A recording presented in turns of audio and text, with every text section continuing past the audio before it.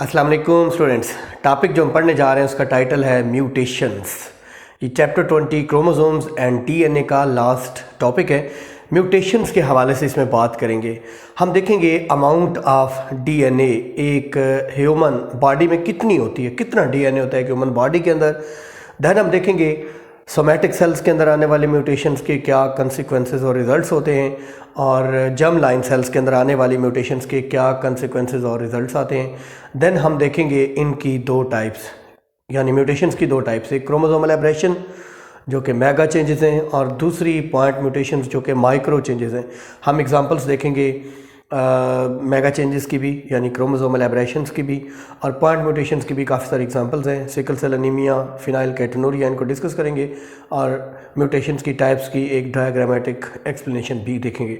Students चलते हैं topic की तरफ। इंपॉर्टेंट टॉपिक है, छोटी छोटी चीज़ें हैं, बारीक बारीक चीज़ें हैं, छोटे छोटे कॉन्सेप्ट्स हैं जो हमने क्लियर करने हैं इस टॉपिक में। So topic name is mutations.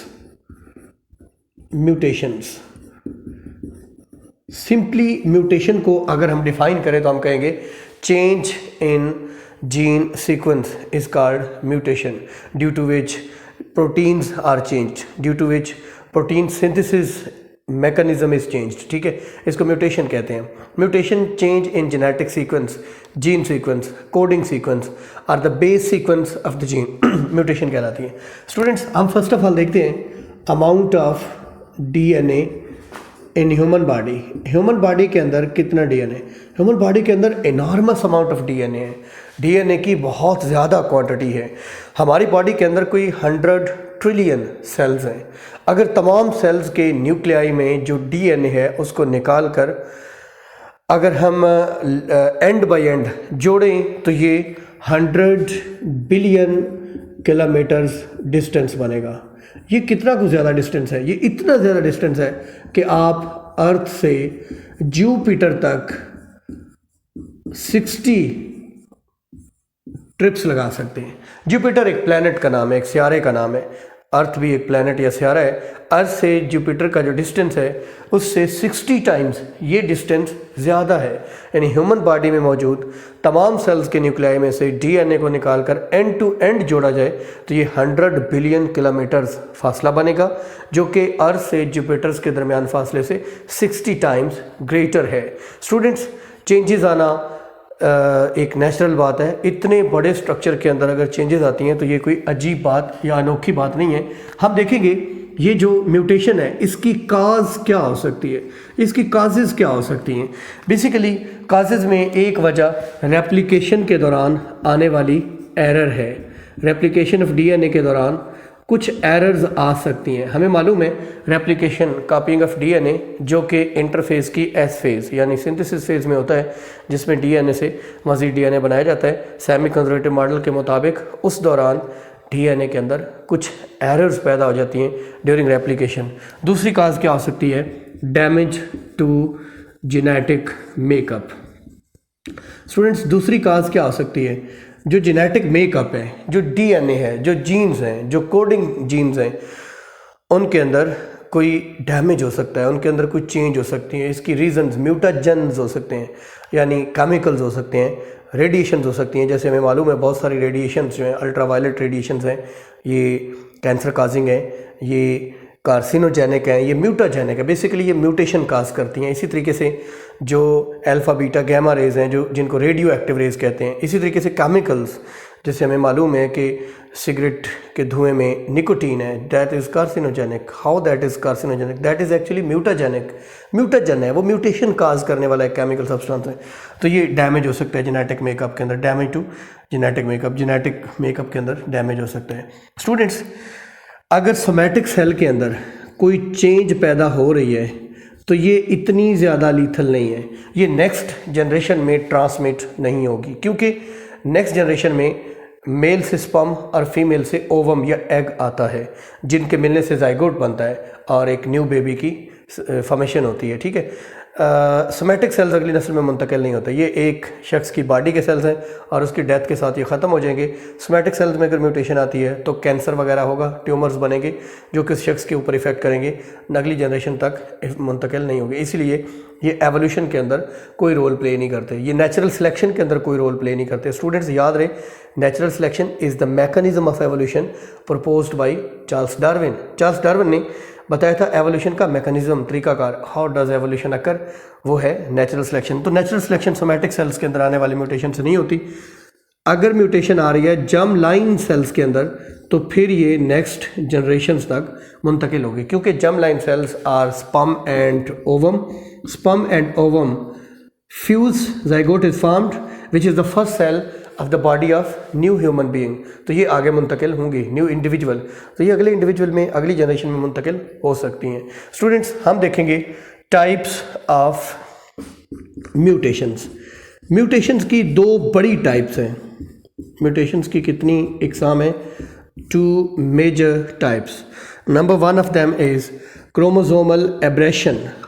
एक जो है क्रोमोसोमल एब्रेशन, क्रोमोसोम के अंदर चेंज, क्रोमोसोम के नंबर में तब्दीली, एक क्रोमोसोम एक्स्ट्रा या एक कम, ये एक से ज़्यादा भी चेंज हो सकते हैं, इसको क्रोमोसोमल एब्रेशन कहते हैं। चेंज इन क्रोमोसोम नंबर इसका क्रोमोसोमल एब्रेशन, इनको मेगा चेंजेस कहते हैं।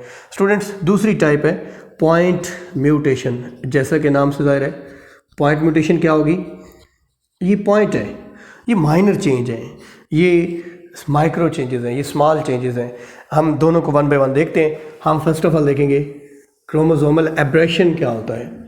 क्रोमोसोमल एब्रेशन नाम से जाहिर है, क्रोमोसोम नंबर में change. First of all student, chromosomal aberration mega changes को कहा जाता है।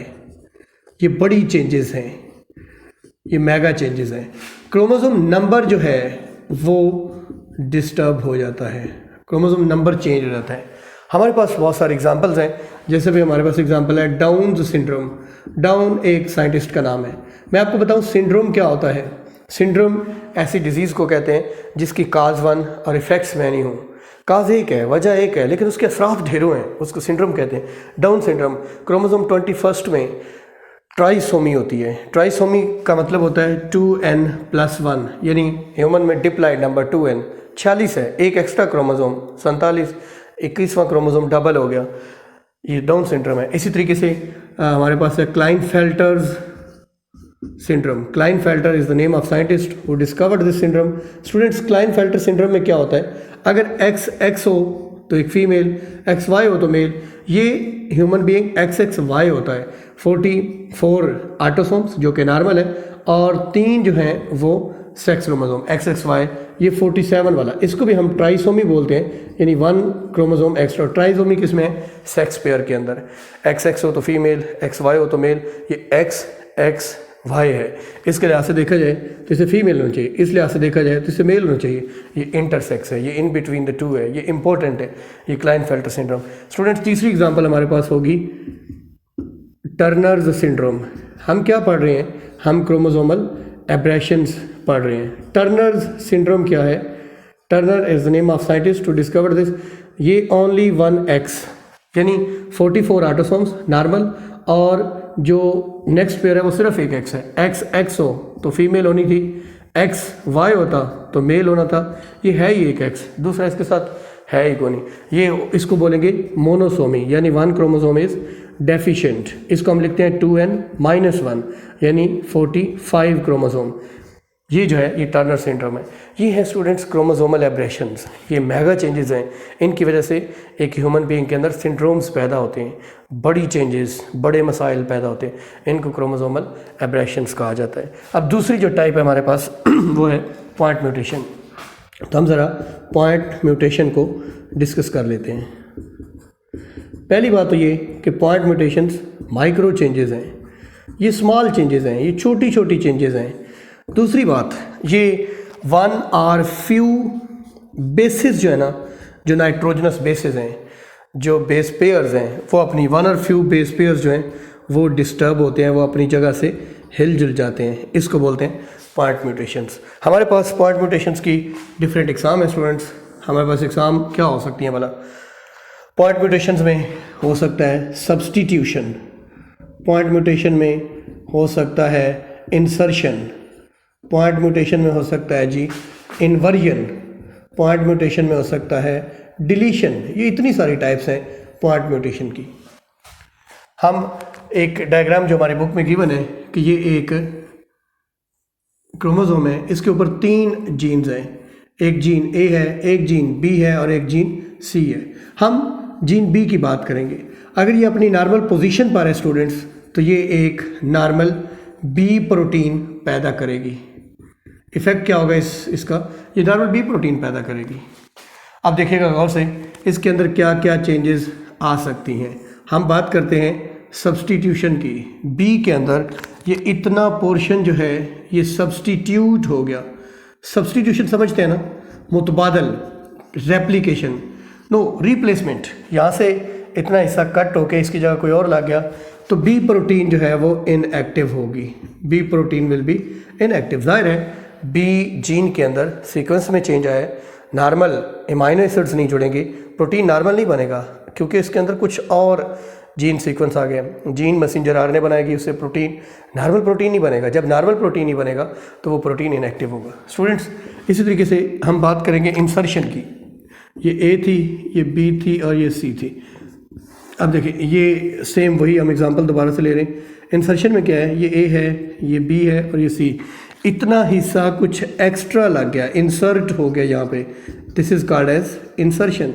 इसके नतीजे में भी जो बी जीन है उसका सीक्वेंस चेंज हो गया, तो बी प्रोटीन जो बनेगी दैट विल बी इनएक्टिव, वो भी इनएक्टिव होगी। अब एक और एग्जांपल देखिए, डिलीशन। ये है ए जीन, बी जीन और सी जीन।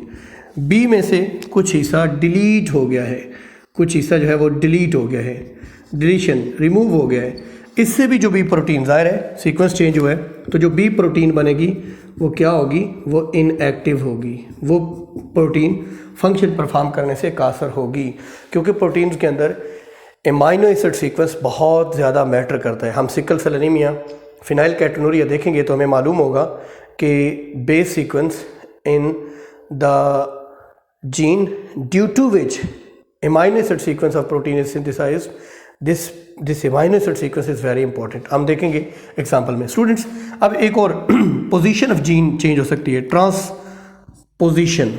ये देखिएगा गौर से, ये 3 जीन्स थी, ये ए थी, बी इस तरफ आ गई और सी इस तरफ आ गई। This is what is called as transposition. ये कॉन्सेप्ट थोड़ा सा आप समझ लें, क्योंकि आप लोगों के ज़हन में जो कॉन्सेप्ट है वो है लोकस का, लोसाई का, कि हर जीन की क्रोमोसोम के ऊपर एक स्पेसिफिक पोजीशन होती है, एक स्पेसिफिक लोकस होता है, एक जगह होती है। अब ये ट्रांसपोजिशन या ट्रांसपोजॉन्स या ट्रांसपोजेबल एलिमेंट्स या मोबाइल डीएनए एलिमेंट्स का जो कंसेप्ट है, ये आता है एक साइंटिस्ट जिसका नाम था बारबरा। उसने बेसिकली डिस्कवर किया, मेज़ मकई के ऊपर उसकी रिसर्च थी, जिसमें उसने बताया कि कुछ ट्रांसपोजेबल एलिमेंट्स हैं, कुछ मोबाइल डीएनए एलिमेंट्स हैं जो अपने लोकस के ऊपर पीसफुली सेटल नहीं होते, एक जगह से दूसरी जगह जंप करते रहते हैं।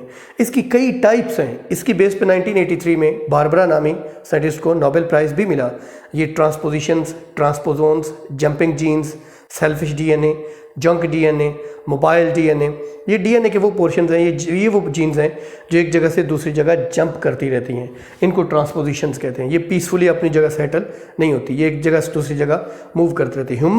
ह्यूमन जीनोम में 50% डीएनए तकरीबन ये वाला है, सेल्फिश डीएनए, जिसको हम जंक डीएनए या ट्रांसपोजिशन कहते हैं। स्टूडेंट्स, इस ट्रांसपोजिशन की वजह से जो प्रोटीन बनेगी वो बी प्रोटीन नॉर्मल हो सकती है, मगर उसे डिफरेंटली रेगुलेट किया जाएगा। अब स्टूडेंट्स, डिफरेंटली रेगुलेशन का क्या मतलब है?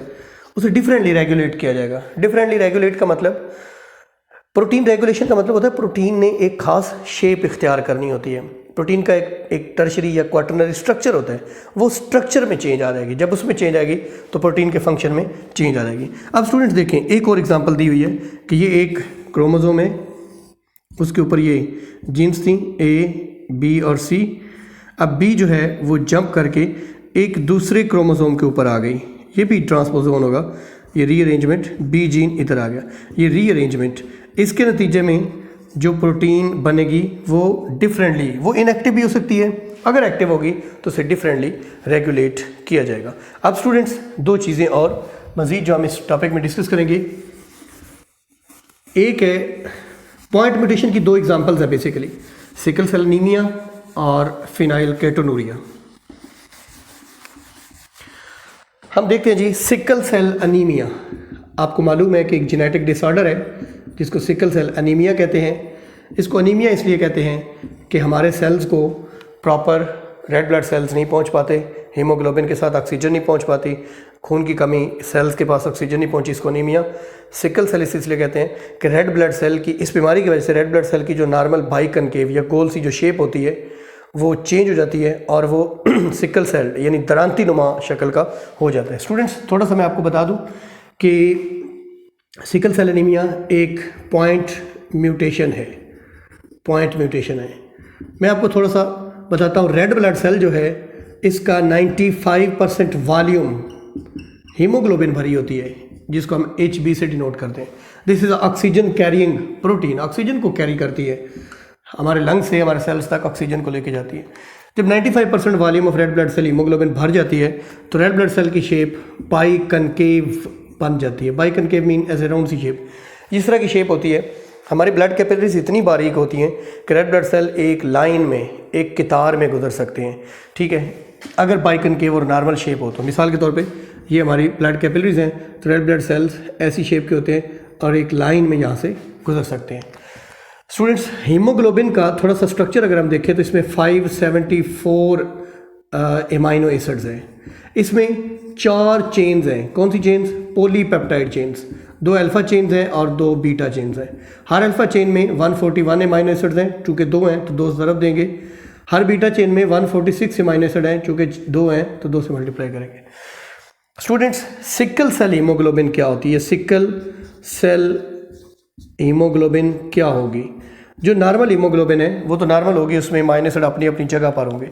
स्टूडेंट्स CTT एक DNA के अंदर ट्रिपलेट कोड है। ये बेसिकली कोड करता है C की जगह G, T की जगह A, GAA।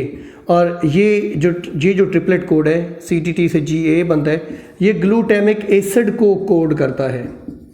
स्टूडेंट्स जब चेंज आती है तो देखिएगा एक सिर्फ सीक्वेंस चेंज होता है, CTT की जगह CAT लग जाता है, जिसकी वजह से G और UA, GUO जो है ये वैलीन के लिए कोड करता है। ये भी एक एमाइनो एसिड है, ये भी एक एमाइनो एसिड है।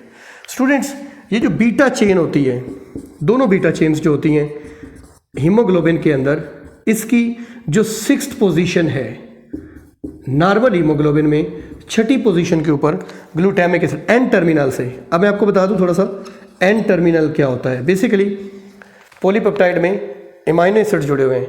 एमाइनो एसिड में एक एमाइनो ग्रुप है और एक कार्बोक्सिल ग्रुप। वो जिस तरफ एमाइनो ग्रुप होता है ना उसको एन टर्मिनल, और दूसरी तरफ कार्बोक्सिल ग्रुप होता है उसको C टर्मिनल। तो एन टर्मिनल से 6th पोजीशन के ऊपर नॉर्मल हीमोग्लोबिन के अंदर लगता है ग्लूटामिक एसिड। नॉर्मल हीमोग्लोबिन में ग्लूटामिक एसिड लगता है, तो ग्लूटामिक एसिड की जगह सिकल सेल हीमोग्लोबिन में क्या लग जाता है? वैलीन एमाइनो एसिड लग जाता है।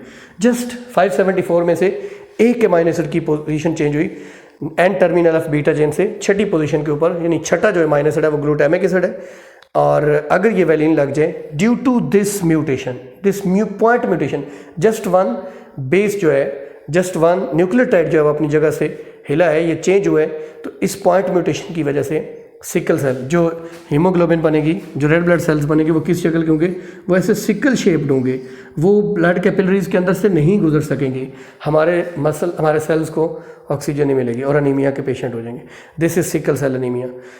इसको बोलते हैं पॉइंट म्यूटेशन की पहली एग्जांपल। स्टूडेंट्स दूसरी एग्जांपल है फिनाइल केटोनूरिया। बस टॉपिक हमारा कंप्लीट होने वाला है, हम फिनाइल केटोनूरिया को देखेंगे। फिनाइल केटोनूरिया एक डिजीज़ का नाम है स्टूडेंट्स, एक डिसऑर्डर है, एक जेनेटिक डिसऑर्डर है जो कि म्यूटेशन से पैदा होता है। हम देखते हैं बेसिकली फिनाइल केटोनूरिया है क्या। हमारी बॉडी के अंदर एक केमिकल सब्सटेंस होता है फिनाइल एलानीन, नॉर्मली बनता है स्टूडेंट्स। फिनाइल एलानीन को हमारी बॉडी के अंदर ब्रेक कर दिया जाता है, कैटाबोलाइज कर दिया जाता है, तोड़ दिया जाता है। एक एंजाइम है फिनाइल एलानीन हाइड्रोक्सिलेज, ये इसको ब्रेक करने का काम ये वाला एंजाइम करता है जिसका नाम है फिनाइलएलानिन हाइड्रोक्सिलेज। फिनाइलकेटोनुरिया के पेशेंट्स में ये वाला जो एंजाइम है ये नहीं बनता। क्यों? क्योंकि उनके जीन के अंदर पॉइंट म्यूटेशन हो जाती है। पॉइंट म्यूटेशन हो जाने की वजह से नो एंजाइम इज सिंथेसाइज्ड। अब स्टूडेंट्स क्या होगा? फिनाइलएलानिन हाइड्रोक्सिलेज नहीं बनेगा। फिनाइलएलानिन ब्रेन सेल्स के अंदर डिपॉजिट या एक्यूमुलेट होना शुरू हो जाएगा। ब्रेन सेल्स के अंदर जब ये एक्यूमुलेट होगा तो इससे मेंटल रिटार्डेशन जैसे असरात पैदा होंगे। यानी ऐसे लोग जो हैं वो मेंटल होंगे। उनकी इन्फेंसी के दौरान, उनके बचपने के दौरान ही उनके अंदर मेंटल असरात जो हैं वो अपीयर होना शुरू हो जाएंगे। इस डिज़ीज़ का नाम है फिनाइलकेटोनुरिया।